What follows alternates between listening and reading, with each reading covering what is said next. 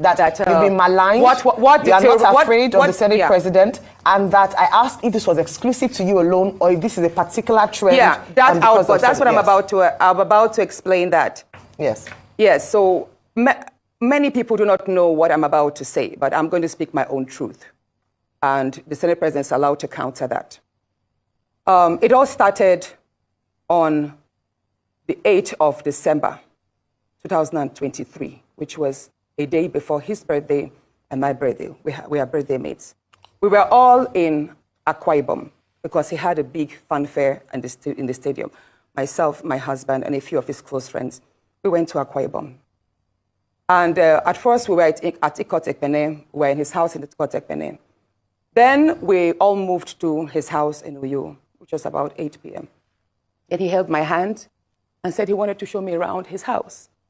My husband was walking behind us, just three of us. We're walking around from room to room. He showed me the beautiful interior. This was done by this, by that. This designer here, he bought this from us. Like, what is beautiful? And then I noticed that he hastened his pace while still holding my hand. And my husband was behind, still on his phone, but he was catching up whenever he could. And then he got to this particular sitting room, and he said, "Do you like my house?" I said, "Of course, sir. Every room, beautiful, nice interior, quality taste."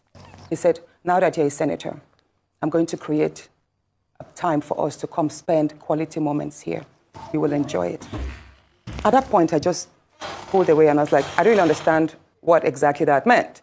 But then my husband now, when I turned around, I saw my husband was already near me, and the way my husband looked at me and looked at him, I was beginning to wonder, did he hear part of that inciting statements or not? And then the Senate president, too, I saw that he also had that thought, like, did my husband hear the invitation to treat or not? So then the Senate president now said, "Oh, by the way, let me show you my chapel." He has a chapel in his house as well. So while we were going to the chapel, we walked in silence and all. So that evening, before we left the Senate president's house at about 11 midnight to the 4 Points in Ikot Ekpene, and my husband asked me, "Natasha, what did the Senate president whisper to you? What's he telling you?" I thought, should I tell him that he was speaking about bringing me in here at a special time for us to have a good time? Or should I just kill it there, wrap it as if there was nothing? Because tomorrow was a big day. I know how much my husband adores the Senate president. He loves him as a brother. My husband would do anything to support him.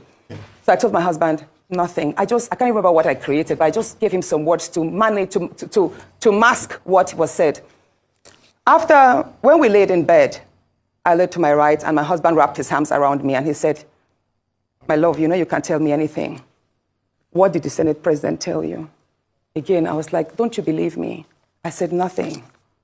Nothing. Moreover, it's my birthday in a few minutes. Let's just be happy."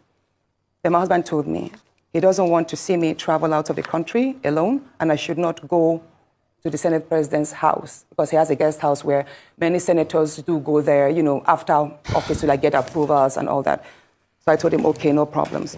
That was it. I thought that was going to be the end. But then,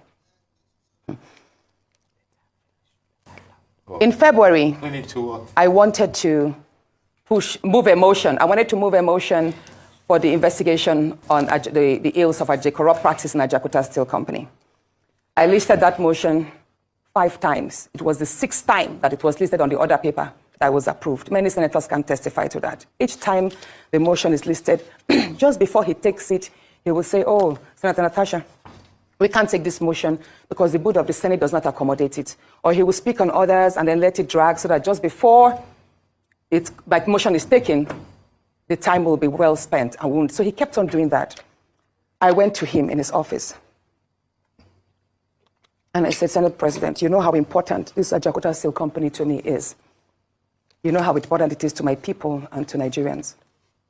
I've noticed that you have stepped down this motion. As a matter of fact, a number of senators told me, go and see him and plead with him so that he would take it." I was like, "Sir, please, why can't you take this motion? It's very important. It's been listed." Then it was listed a 3rd time and stepped down. He then said, "Natasha, I'm the chief presiding officer of the Senate. You can enjoy a whole lot if you take care of me and make me happy." At that point, I said, "Sir, I'll pretend that I didn't hear this." He said, "Well, the ball is in your court." I left his office, and when I got home, I told my husband, I didn't tell my husband what happened. I just told my husband, "Please, can you speak to the Senate President to allow my motion scale through? I think I also spoke to the DSP, to the leader, Senator Pemi. I spoke to a number of senators that they should please intervene and allow him to do that. I never told them what happened. My husband had to take a trip to London. Then the Senate President traveled to London. My husband met with the Senate President in London and pleaded with him. Let my wife take this motion on Jakarta. That is very important to her. Okay.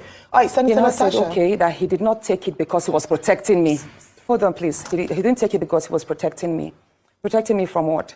Anyway, at the time my demotion was taken, it was the Deputy Senate President, His Excellency Barrow, that actually sat. The Senate President stood up and walked out. So it was Senator Barrow that actually took it. All right, Senator Natasha. And from there, many other incidents happened. Yes, Senator let's Natasha. Talk about the nightclub. Yes. Hold on, let's talk about the nightclub incident. Professor Kila is going to ask you a question. I'm so sorry to have to interject here, but I just want to mention that, and I'm glad you gave the caveat at the beginning of your statement, that this is your side of the story, and the Senate President has the right to defend himself or to counter what happened between you privately. So what I assume, or for what you're saying, is that what happened last week Thursday began from a private conversation, and then you have felt like you've been maligned as a result of you not agreeing to certain propositions, right?